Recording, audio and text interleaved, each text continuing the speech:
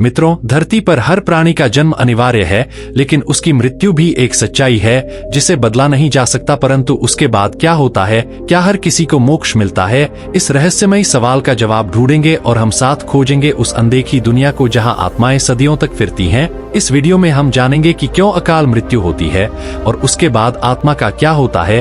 धर्मशास्त्रों से लेकर पुरानी कहानियों तक इस प्रस्तुति में छुपी है। उस अनसुनी कहानी की राज देखिए और जानिए कि कैसे यह सब जुड़ता है हर इंसान के जीवन से। एक बार भगवान शिव कैलाश पर्वत पर तपस्या कर रहे थे। तभी माता लक्ष्मी भगवान शिव से पूछती हैं, अकाल मृत्यु क्यों होती है? अकाल मृत्यु के बाद उस आत्मा का क्या होता है? मृत्यु से बचने का मंत्र क्या है? आत्महत्या को पाप क्यों माना गया है? माता लक्ष्मी के पूछने पर भगवान शिव बताते हैं कि धरती पर जिस प्राणी में जन्म लिया है उसकी मौत भी तय है।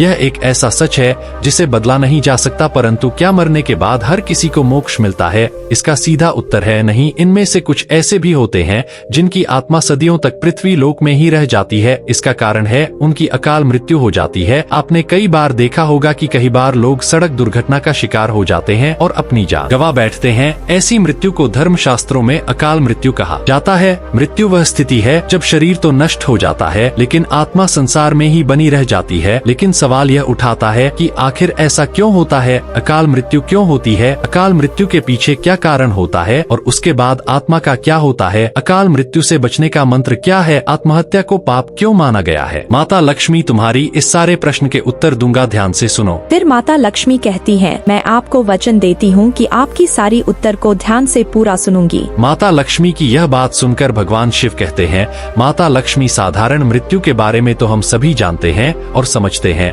लेकिन अकाल मृत्यु का विषय ऐसा है कि इसके बारे में कई बातें कही जाती हैं। गरुड़ पुराण के 7वें अध्याय में लिखा गया है कि अगर कोई प्राणी भूख से तड़प कर मर जाता है या किसी हिंसक जानवर द्वारा मृत्यु हो जाती है या फिर जहरीला पदार्थ सेवन करने से या फिर पानी में डूबने से किसी मनुष्य की मौत हो जाती है तो ऐसे मनुष्य को अकाल मृत्यु के श्रेणी में रखा जाता है। माता लक्ष्मी, अकाल मृत्यु किसी भी कारण से हो सकती है, फिर चाहे वह किसी रोग के कारण हो या दुर्घटना के कारण। ऐसे में मनुष्य अक्सर यही सोचता है कि वो काश ये उनके साथ नहीं हुआ होता तो शायद इसकी मृत्यु नहीं होती। परंतु अकाल मृत्यु का कारण अनेक जन्मों में किए गए दुष्कर्म को बताया गया है। गरुड़ पुराण में इसी प्रसंग में गरुड़ जी ने श्री कृष्ण से यह प्रश्न पूछा था, जब वेदों में मनुष्य की उम्र 100 साल निश्चित की गई है तो उनकी अकाल मृत्यु क्यों हो जाती है?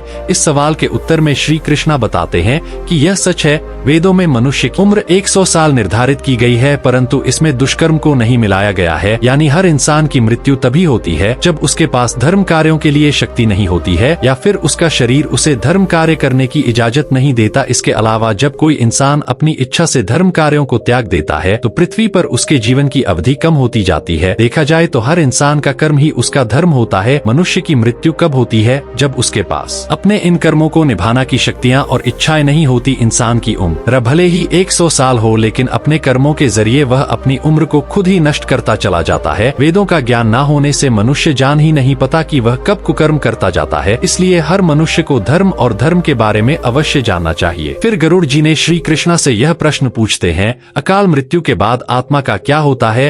तब कृष्ण बताते हैं कि मनुष्य के जीवन के साथ चक्र निश्चित है।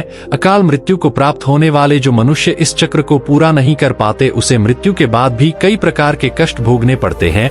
दरअसल अचानक ही मृत्यु होने की वजह से मनुष्य की इच्छा, कामना और तृष्णा बनी रहती है जो कभी पूरी नहीं हो पाती। ऐसे में शरीर तो नष्ट हो जाता है लेकिन आत्मा का मोह नहीं छूटता। इस स्थिति में अकाल मृत्यु वाली आत्माएं अपने परिजनों या जीवित लोगों को कष्ट पहुंचती हैं और अपनी मनोकामनाएं पूरी करने का भी प्रयास करती हैं। यह आत्माएं प्रेत और पिशाच योनि में कई वर्षों तक यही भटकती हैं। आगे श्री कृष्ण बताते हैं कि प्राकृतिक मृत्यु से मरने वाले मनुष्य को 13 या 45 दिन में दूसरा शरीर प्राप्त हो जाता है। वो आत्मा प्रेत योनि से मुक्त होकर अपने कर्म तथा अगले जन्म के लिए यमलोक पहुंच जाती है। जबकि अकाल मृत्यु में व्यक्ति भूत, प्रेत, पिशाच, कुष्मांडा, ब्रह्मराक्ष, बेताल और छत्रपाल योनि में भटकता रहता है। उनकी आत्मा को आसानी से शांति नहीं मिलती। फिर गरुड़ जी ने श्री कृष्ण से यह प्रश्न पूछते हैं। तब कृष्ण बताते हैं कि अकाल मृत्यु में आत्महत्या को सबसे निचले दर्जे पर रखा जाता है। आत्महत्या करना सबसे बड़ा पाप है। आत्महत्या करना ईश्वर का अपमान है। आत्महत्या करना एक घिनौना हरकत है। आत्महत्या करने वाले मनुष्य की आत्मा पृथ्वी लोक पर तब तब तक भटकती रहती हैं जब तक कि वह प्रकृति द्वारा निर्धारित अपनी जीवन चक्र को पूरा नहीं कर लेती। ऐसी आत्मा को ना तो नरक लोक में जगह मिलती है और ना ही स्वर्ग लोक में। ऐसी आत्मा को मरने के बाद भी सबसे कष्टदायक स्थिति से गुजरना पड़ता है।